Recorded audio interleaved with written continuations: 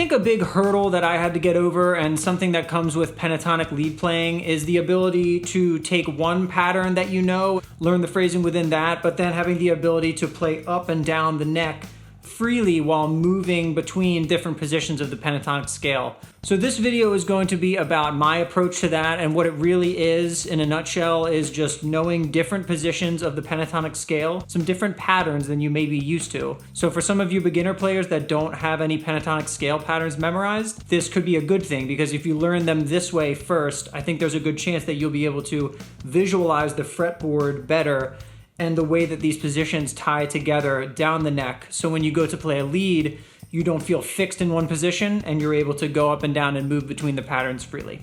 If you enjoy guitar-related content, please hit the subscribe button and ring the bell to be notified when I post a new video.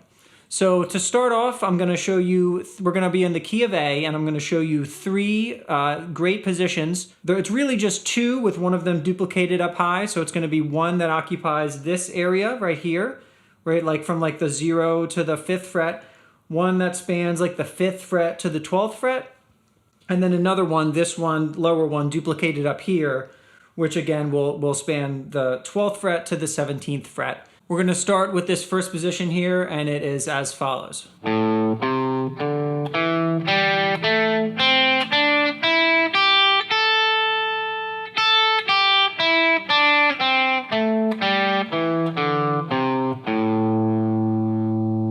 Once you're comfortable with where you need to go, you're gonna find that it's way easier to fly around, because you're not gonna be doubting yourself if you're gonna hit a wrong note. Also, the way that I have these positions laid out makes it easy to do things like slides, hammer-ons, pull-offs.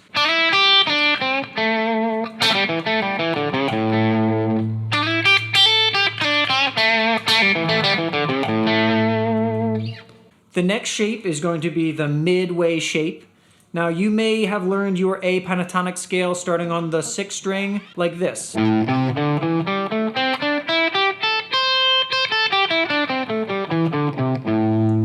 I think that that's obviously a great way to do it. It's the pentatonic shape that most people learn first. But what I like to do is actually fan this out a little bit. So you're hitting a lot of the same notes, but you're going a little higher, and you're also placing them in some different places.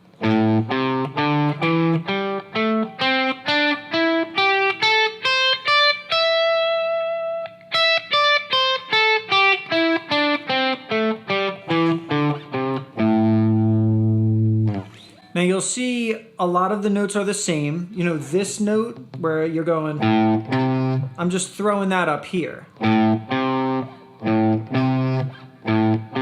And you'll see also we fan out a little wider on the top too. Instead of only coming up to this note, we're going all the way up to this one.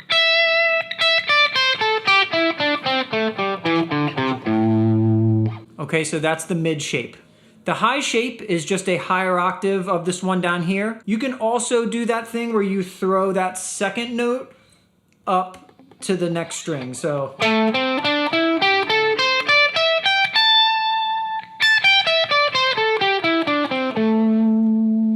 now that we have those three shapes, we're gonna look at them, and you're gonna see that they have notes that overlap and connect them side to side. Those notes that overlap and the way that they're connected, those are the bridge points that you're going to take to go from one position to the next position to the next position.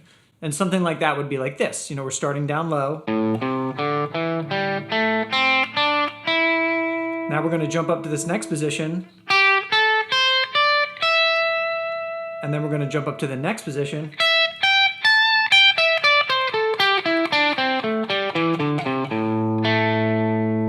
That's how you go all the way from the top, all the way to the bottom.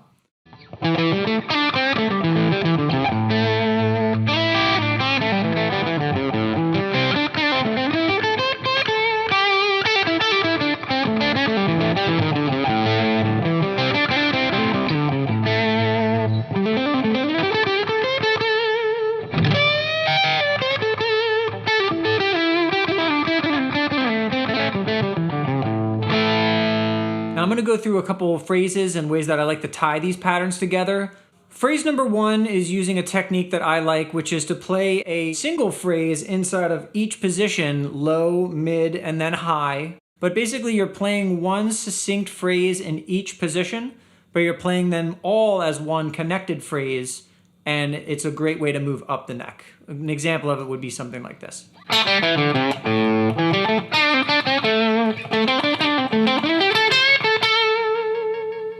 That way you're starting low, you're moving your way up, and then you're ending up high. Now, to someone in a performance or in an audience, they might just think that you're running all the way up the neck. But in your mind, as a guitarist, you're really just isolating these three positions and knowing that you can move freely between them. Phrase number 2 is using another thing I like to do, which is basically, taking the 2 strings in the middle or any 2 strings and just playing something and rocking them all the way down. So you'll see it's something like this.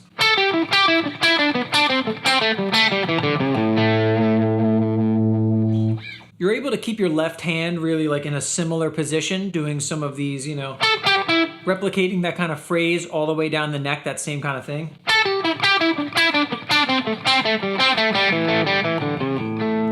Great way to get from top to bottom. Phrase number 3 is just rocking that middle position, but since it's fanned out, you're gonna hit a couple extra notes, so it's gonna be...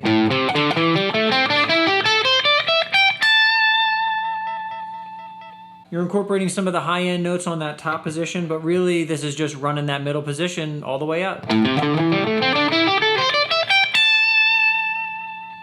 Being able to visualize the fretboard this way was a huge breakthrough for me. I definitely worked those fixed position pentatonics a lot, but until I was able to fan out the shapes a little bit and really get a scope for the entire neck, I wasn't really able to run up and down the neck in a solo, and now I feel like I can. This is just a way that works for me. If you guys have anything that works for you, definitely let me know by leaving a comment. And again, if you enjoy guitar-related content, please hit that subscribe button and ring the bell, and I encourage you guys to check out some of my other videos. Maybe I'll catch you in another one. Until then, take it easy.